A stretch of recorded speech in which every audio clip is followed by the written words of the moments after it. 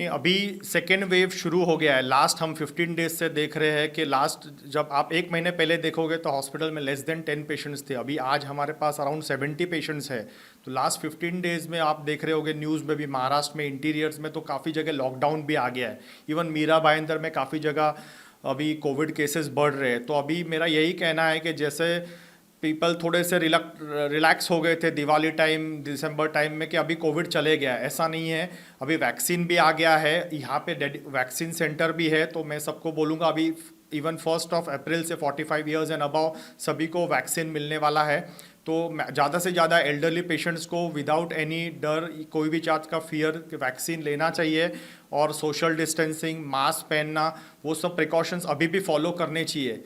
इसमें ये चीज़ याद रखना है कि सपोज मुझे कोविड है, मुझे कोई लक्षण नहीं है, मगर मैं अगर बिंदास घूमूं मार्केट में, मैं किसी को स्प्रेड करता हूँ तो मैं जिसको स्प्रेड करता हूँ उसको सीरियस डिजीज़ में वो कन्वर्ट हो सकता है।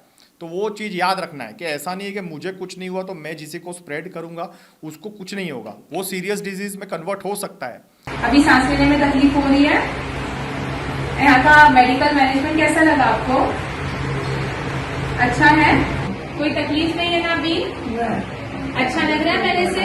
हाँ, पहले से अच्छा लग रहा है ना? मुझे भी हमारे डॉक्टर देव के बारे में आप बोल सकते हैं? हाँ, बहुत अच्छे है, इतने होने बच्चे हैं। को आप अच्छे हो उसके लिए है ना? डॉक्टर ने होते बच्चे सच्ची हमको मालूम, इसके लिए मैं उनको लेके आई, है ना? रोने का नहीं। हम लोग घर पे आएंगे यार, सब लोग आएंगे। हाँ, सब जना। Thank you so much all of you for making my mom alright। वो जैसे क्रिटिकल स्टेट में लेके आए थे उनको, अभी वो रिकवर करके घर पे जा रही है। Thank you so much. Yeah, thank you to Dr. Dev. He's been handling my mom's case from day one और उन्होंने जितना सपोर्ट किया। Doctor Patel and Jignesh. जय हिंद दोस्तों, इस वक्त मैं हूं फैमिली केयर हॉस्पिटल में और मेरे साथ हैं डॉक्टर दिलीप पटेल जी।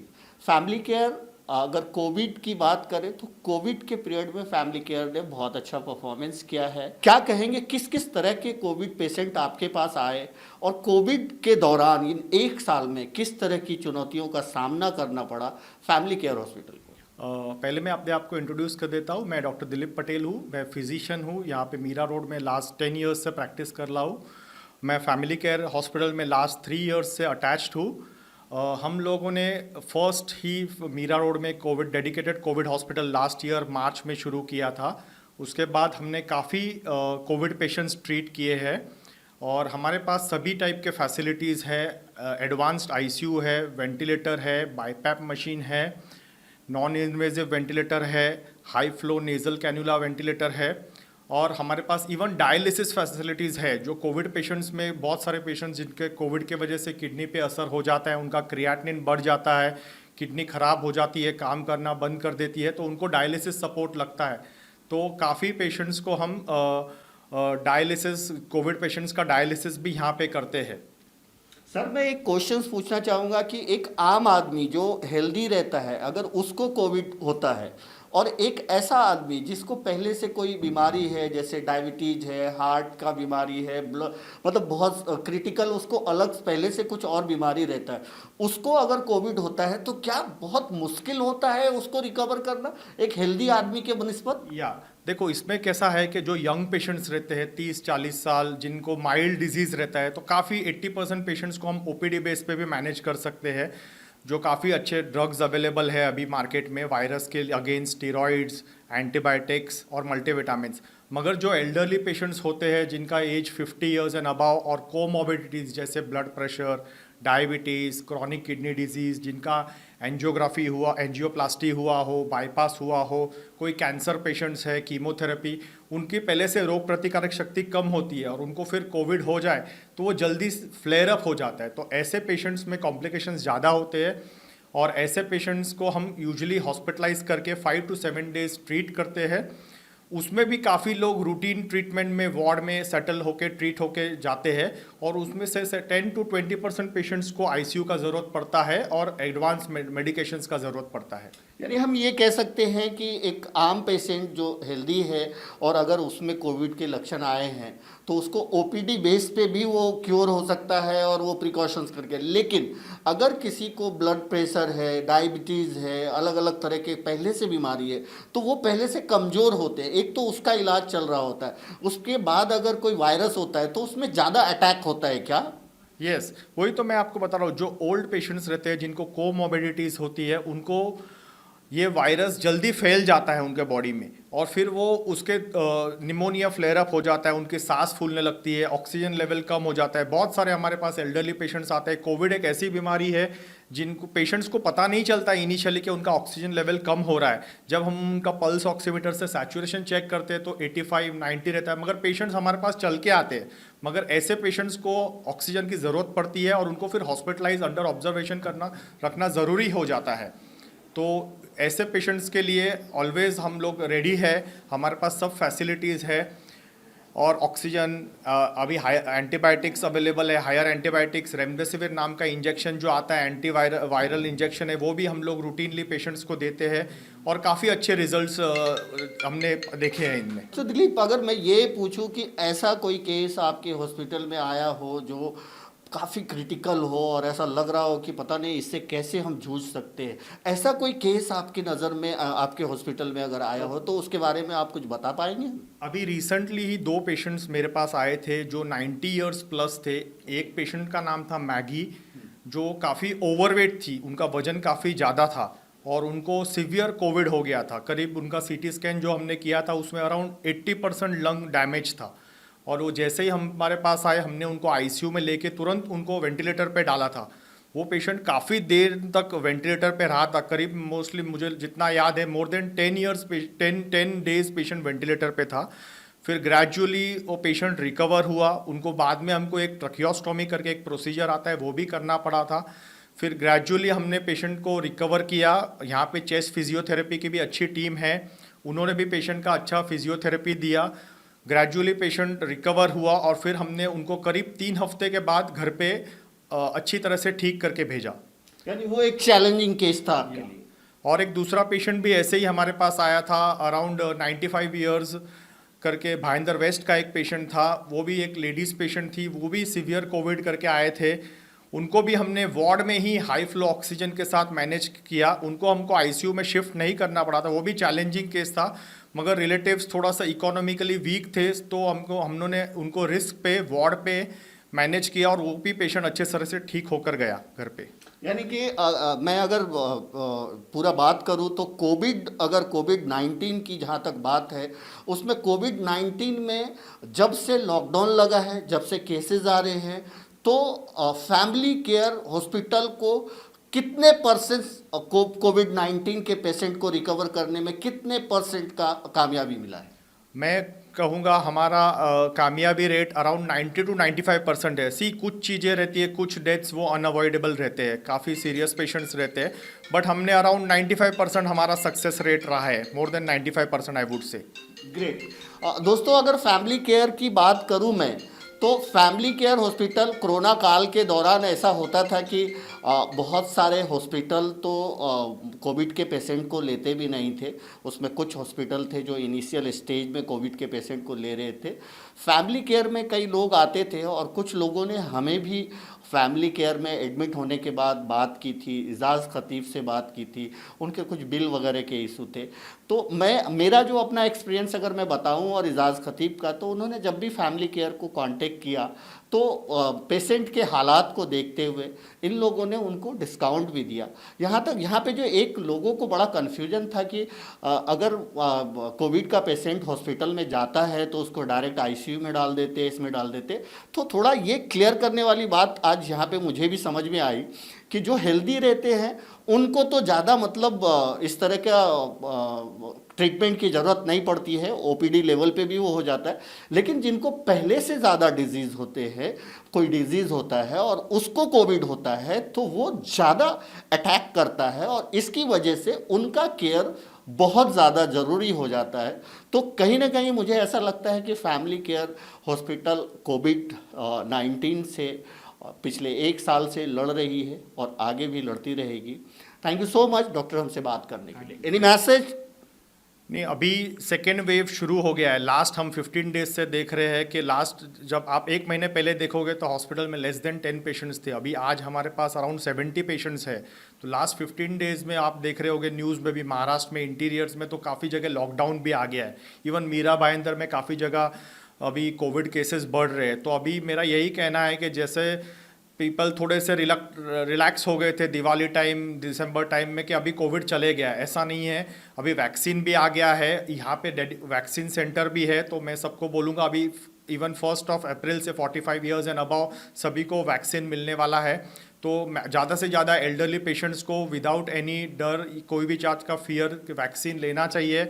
और सोशल डिस्टेंसिंग, मास्क पहनना, वो सब प्रिकॉशंस अभी भी फॉलो करने चाहिए। हेल्दी डाइट लेना चाहिए, अच्छा इम्यूनिटी वाली कुछ विटामिन्स मिलती है वो लेनी चाहिए। और अगर elderly patients more than 60 years हो तो उनको ज़्यादा क्राउडेड प्लेस जैसे ट्रेन्स या फिर मॉल्स या फिर बसेस या जहाँ पे क्राउडेड एरिया है वो एरिया अवॉइड करना चाहिए। और उनको जरा भी सिम्टम्स लगे जैसे फीवर हो रहा है, खांसी हो रहा है, ब्रेथलेसनेस हो रहा है, कॉफ हो रहा है, तो तुरंत अपने नज़दीकी डॉक्टर में या फिर हॉस्पिटल में आके बेसिक टेस्ट होता है, CBC, CRP, एक्सरे, ज़्यादा एक्सपेंसिव नहीं होता है। आजकल कोविड-19 के जो RT-PCR टेस्ट है वो भी गवर्नमेंट ने काफ़ी सब्सिडाइज कर दिया है, तो वो भी इजीली एक्सेसिबल है। गवर्नमेंट में एंटीजन टेस्ट है, वो भी एकदम विदिन 15-20 मिनट्स रिजल्ट्स आ जाते हैं और वो फ्री हो रहा है। तो ज़्यादा से ज़्यादा हमको केसेस को आइडेंटिफाई करना है। और अगर लक्षण है, अगर एसिम्टोमेटिक है, स्टेबल पेशेंट्स है, तो हम उनको वार्ड में ही घर पे भी ट्रीट कर सकते हैं मेडिसिन लेके और अंडर डॉक्टर के सुपरविजन। मैं काफ़ी पेशेंट्स को OPD बेसिस पे भी ट्रीट करता हूँ।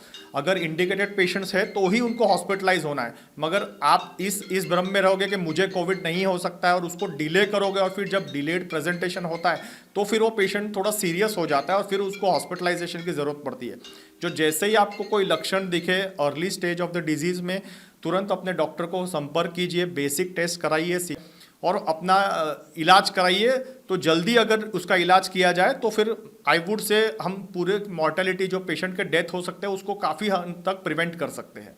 सर मेरा एक और क्वेश्चन, बहुत सारे लोगों का ये कहना है, चूँकि मैं न्यूज करता हूँ, तो उनका कहना है कि कोरोना आया, कोरोना के जो वैक्सीन्स हैं वो आ गए, अब जो ये सेकेंड लॉट है, बहुत सारे लोग बोलते हैं कि ये कोरोना का दूसरा रूप है।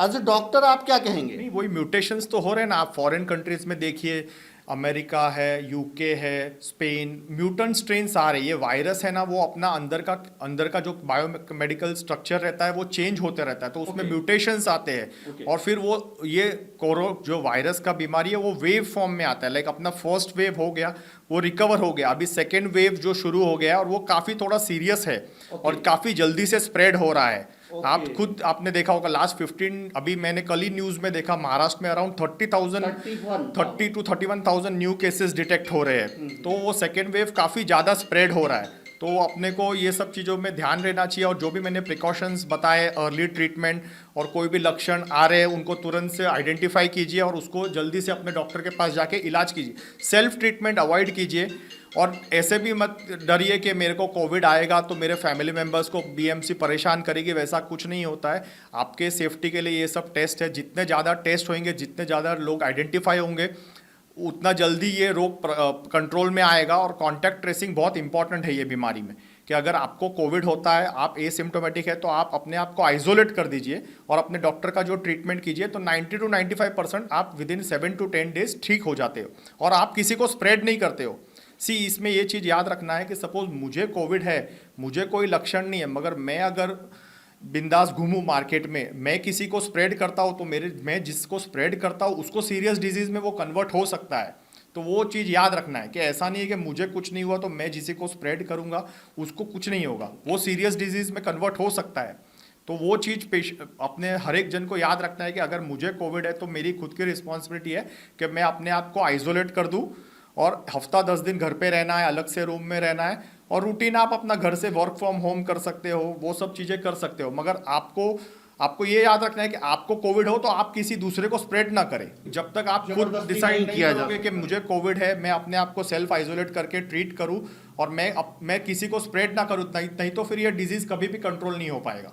यानी सर मैं ये कहूँ कि ये जो कोरोना है वो तो आया, वैक्सीन आया, अब ये जो कोरोना का सेकेंड लॉट है वो दूसरे फॉर्म में आ रहा है, यानी कि म्यूटेशन उसको बोलते हैं, और जो काफ़ी ज़्यादा अटैक करता है। नहीं, वही तो है। ये देखो, बहुत सारे लोग को माइल्ड सिम्टम्स रहते हैं। अभी आप बोलोगे कोरोना के जो मेन लक्षण है फीवर, खांसी, सांस लगना, मगर बहुत सारे लोग को पेट दर्द, लूज मोशन, ये भी एक कोरोना का लक्षण है। सीवियर हेडेक होना, ये भी एक कोरोना का लक्षण है। पाँव में दर्द होना, बैक पेन होना, सिर्फ बॉडी पेन होना, ये भी कोरोना का एक लक्षण है। तो ऐसे नहीं है कि सिर्फ मुझे सर्दी खांसी बुखार है तो ही कोरोना होगा। ये प्रिडोमिनेंट सिम्टम्स है, मगर बाकी सिम्टम्स भी काफ़ी, हेडेक होना, सिवियर बॉडी पेन होना, लूज मोशंस होना, हिकअप्स होना, हिचकी आना, ये भी कोरोना का एक लक्षण है। सिंपल पेशेंट हमारे पास आते हैं कि मुझे सिर्फ हिचकी हो रही है और फिर उनका कोविड टेस्ट पॉजिटिव होता है। तो ये भी डॉक्यूमेंटेड है कि हिचकी आना भी प्लेन कोरोना का लक्षण है। तो ये सब चीज़ें को आपको याद रखना है कि सिर्फ ये नहीं है कि बहुत सारे लोग सोचते मुझे हिचकी आ रही है तो मैं कुछ गैस की दवाई ले लेता हूँ, मुझे कैसे कोरोना हो सकता है। बट अगर आपने रूटीन ट्रीटमेंट किया और आपको कुछ डायग्नोज नहीं हो पा रहा है तो फिर कोविड करना चाहिए वो पेशेंट्स का भी। मैं एक और चीज़ लास्ट में कहना चाहूँगा, हमारा ये फैमिली केयर हॉस्पिटल जो मीरा रोड में है वो डेडिकेटेड कोविड हॉस्पिटल है। ये फर्स्ट हॉस्पिटल मीरा रोड का है जो डेडिकेटेड कोविड हॉस्पिटल MBMC ने जाहिर किया है। यहाँ पे हमारे पास सभी टाइप के फैसिलिटीज़ है, general ward, special room, deluxe room, ICU, और हमारे पास हर टाइप का एडवांस ICU मशीनरी अवेलेबल है। प्लस हमारे पास यहाँ पे हर टाइप की स्कीम है, लाइक कैशलेस जो पेशेंट्स है, जो जैसे ICICI लोम्बार्ड, जिप्सा, स्टार हेल्थ, हर टाइप के कैशलेस मेडिक्लेम फैसिलिटीज़ अवेलेबल है। तो पेशेंट्स यहाँ पे आ सकते हैं। हम लोग यहाँ पे राउंड द क्लॉक इंटेंसिविस्ट है ICU में, 24 आवर्स RMO है, मैं यहाँ पे 24 आवर्स सर्विस देता हूँ। मेरे साथ मेरे कलीग है डॉक्टर ध्यानेश्वर, वो भी फिजिशियन है। तो हम दोनों और बाकी फिजिशियंस भी आते हैं, चेस्ट फिजिशियन है और बाकी सुपर स्पेशलिस्ट, कार्डियोलॉजिस्ट, नेफ्रोलॉजिस्ट। तो हमारे पास हर टाइप का फैसिलिटीज़ है और हम हर टाइप के कोरोना पेशेंट्स को यहाँ पे ट्रीट कर सकते हैं। चलिए, बहुत अच्छी बात है। थैंक यू सो मच हमसे बात करने के लिए। Thank you.